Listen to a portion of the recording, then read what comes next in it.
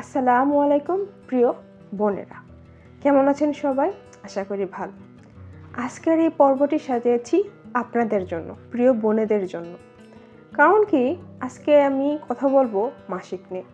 বোনেদের মাসিক নিয়ে কিন্তু অনেক ধরনেরই সমস্যা হয়। তো আমাদের সমাজে বড় একটা অংশ কিন্তু আছে যারা কিনা এই ভুলের শিকার হয়ে থাকে। তারা ভাবেন মাসিক তো স্বাভাবিক, এটা নিয়ে চিন্তার কি আছে? চিন্তার আছে। আপনি জানেন কি, মাসিক চলাকালীন যদি কিছু ভুল অভ্যাস আপনি করে থাকেন এবং অজান্তেই করে থাকেন, সেই ভুলগুলো কিন্তু আপনার গর্ভধারণটাকে আটকে দিতে পারে, গর্ভধারণে সমস্যা তৈরি করতে পারে। তাই আজকের এই ভিডিওতে আমি আপনাদেরকে জানাবো মাসিকের সময় কোন ভুলগুলো করলে ভবিষ্যতে বাচ্চা নিতে সমস্যা হবে কিংবা সমস্যা হতে পারে। তাই বলবো ভিডিওটা শেষ পর্যন্ত অবশ্যই দেখবেন, কারণ প্রত্যেকটা মেয়ের জন্য আজকের এই ভিডিওটা খুবই বেশি গুরুত্বপূর্ণ। তো আপনি দেখছেন আমার চ্যানেল ইনার মাজন, নতুন একটি পর্বে আপনাদের সবাইকে স্বাগত।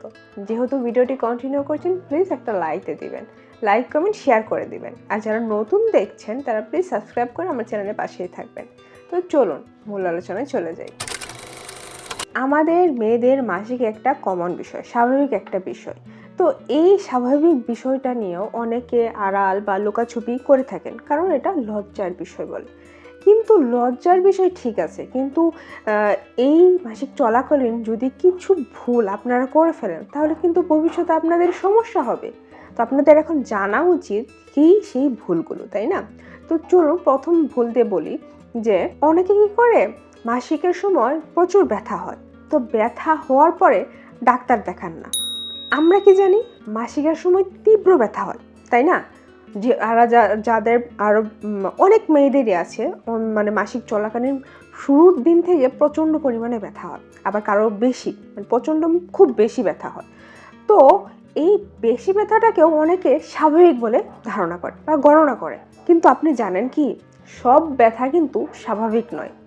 যদি দেখেন আপনার মাসিক চলাকালীন আপনার প্রচুর পরিমাণে রক্তক্ষরণ হচ্ছে, প্লাস আপনার মাসিকের সময়সীমাটা 7 দিনের বেশি হচ্ছে, প্লাস আপনার যে পেট ব্যথাটা আছে, যে পেট ব্যথাটা হয় মাসিক সময়, সেই ব্যথাটা অসহ্য পরিমাণে, আপনি সহ্য করতে পারছেন না, তাহলে কিন্তু এটা হতে পারে আপনার পলিস্টিক ওভারিয়ান সিনড্রোম, PCOS, বা জরায়ুর নানা ধরনের সমস্যা হতে পারে। ভয় পাওয়ার কিছু নেই। পলিস্টিক ওভারিয়ান সিনড্রোম, যেটা PCOS, এটা এখন আমাদের এই যুগে, এই 2026 সালে এটা একদম কমন একটা বিষয় হয়ে গেছে। প্রায় অনেক মেয়েদেরই কিন্তু PCOS ধরা পড়ে। তো এটা যদি সঠিক চিকিৎসা নেওয়া যায় এবং সময় মতো চিকিৎসা চালিয়ে যাওয়া যায়, তাহলে কিন্তু গর্ভধারণ সম্ভব। তবে যদি আপনার PCOS থাকে এবং যদি আপনি নিয়মিত চিকিৎসাগুলো না নেন, তাহলে কিন্তু সন্তান ধারণে আপনার সমস্যা হতে পারে। তাই বলবো, আপনার যে ব্যথা হয় মাসিক চলাকালীন সময়ে এবং অনিয়মিত মাসিকটাকে কখনোই অবহেলা করবেন না। আর একটা ভুল হচ্ছে অতিরিক্ত ওজন কমানো এবং অতিরিক্ত ওজন বেড়ে যাওয়া। অনেক আপুরা আছে যারা একটু হেলদি, তারা অতিরিক্ত ডায়েট করে ওজন কমিয়ে ফেলে। আবার অনেকে আছে যে যারা কি বলে, ফাস্ট ফুড খেতে খুব পছন্দ করে, লাইক ভাজা পোড়া, এগুলো খেতে খুব পছন্দ করে। তারা কি করে, হঠাৎ করেই খুব মোটা হয়ে যায়। তো এইগুলোতে কি হয়, হরমোনের একটা ইমব্যালেন্স হয়ে ওঠে, হঠাৎ করে ওজন কমে যাওয়া এবং হঠাৎ করে ওজন বেড়ে যাওয়া, এই দুটোই কিন্তু হরমোনের ভারসাম্যটাকে নষ্ট করে ফেলে। আর হরমোনের যদি ভারসাম্য নষ্ট হয়ে যায়, তাহলে কিন্তু ডিম্বস্ফোটনটা ঠিকমতো হয় না, যার ফলে কি হয়, গর্ভধারণের সমস্যা হয়। অনেক সময় তো গর্ভধারণটা কঠিন হয়ে যায় পর্যন্ত। তাই আমি বলবো, আপনি রোগা হন বা মোটা হন, আপনি যদি ঠিকমতো সুষম খাবারগুলো গ্রহণ করেন এবং আয়রন এবং ভিটামিন সমৃদ্ধ খাবারগুলো খান, তাহলে কিন্তু আপনি ভালো থাকবেন, প্লাস আপনার গর্ভধারণটাও কিন্তু নিরাপদ হবে, আর আপনার অনিয়মিত মাসিকটাও কিন্তু ঠিক হয়ে যাবে। আর একটা ভুল হচ্ছে মাসিকের সময় অসতর্কভাবে সহবাস করা। দেখেন, মাসিকের সময় সহবাস করা আসলে ঠিক না। মাসিকের সময় যদি সহবাস করেন, তাহলে কিন্তু সেটা সংক্রমণের ঝুঁকি থাকে। মাসিকের সময় জরায়ুর মুখটা কিন্তু খোলা থাকে আর একটু সামনে এগিয়ে থাকে, ফলে কি হয়, জীবাণু কিন্তু খুব সহজেই প্রবেশ করতে পারে। ভিতরে যেতে পারে। অনেক সময় দেখবেন আপনারা যখন লং টাইম প্যাড পরেন তখন দেখবেন যে আপনার কিন্তু ইচিংয়ের সমস্যা হয়, চুলকানি হয়, এই যে ভিতরে কিন্তু জীবাণু প্রবেশ করে ফেলে। সেই জন্য কিন্তু আপনাদের বলা হয় যে আপনারা প্যাডটা ঘন ঘন চেঞ্জ করার জন্য। যাই হোক, প্যাডের কথা না বলি, এই যে ইনফেকশনের কথা বললাম, এই ইনফেকশনটা যদি ঘন ঘন হয় এবং বারবারই হতে থাকে, যার ফলে কি হবে, আপনার যে ফ্যালোপিয়ান টিউবটা আছে সেটা কিন্তু ক্ষতিগ্রস্ত হয়ে যাবে, প্লাস আপনার জরায়ুটাও কিন্তু ক্ষতিগ্রস্ত হয়ে যাবে, যার ফলে আপনার গর্ভধারণে বাধা সৃষ্টি হবে। তাই বলবো, ভবিষ্যতে গর্ভধারণটা নিরাপদ করতে মাসিকের সময় সহবাস থেকে বিরত থাকুন। আর একটা ভুল হচ্ছে অতিরিক্ত ব্যথার ওষুধ খাওয়া। দেখেন, মাসিক হলে আমাদের মেয়েদের কিন্তু ব্যথা উঠেই, এটা একটা স্বাভাবিক বিষয় এবং কমন বিষয়। তো এই ব্যথা অনেকে সহ্য না করে নিজে নিজে পেইন কিলার খেয়ে ফেলে।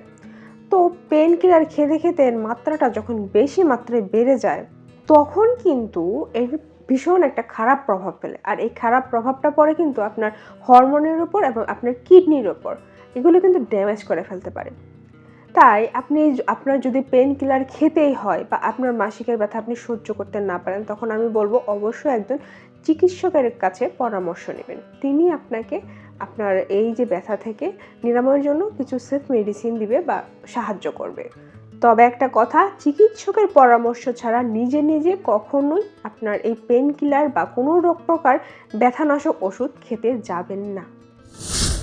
আর একটা ভুল হচ্ছে অস্বাভাবিক স্রাব বা দুর্গন্ধটা উপেক্ষা করা, মানে এটা কোনো গুরুত্ব না দেওয়া।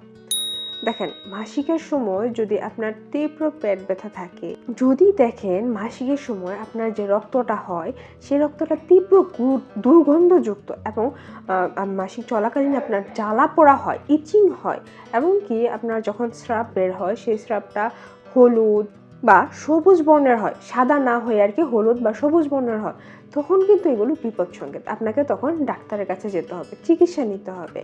কারণ কি জানেন, আপনি যদি ঠিক সময়ে সঠিক চিকিৎসা না নেন, তাহলে কিন্তু ভবিষ্যতে আপনার বন্ধ্যাত্বর মতো সমস্যা আপনার দেখা দিতে পারে।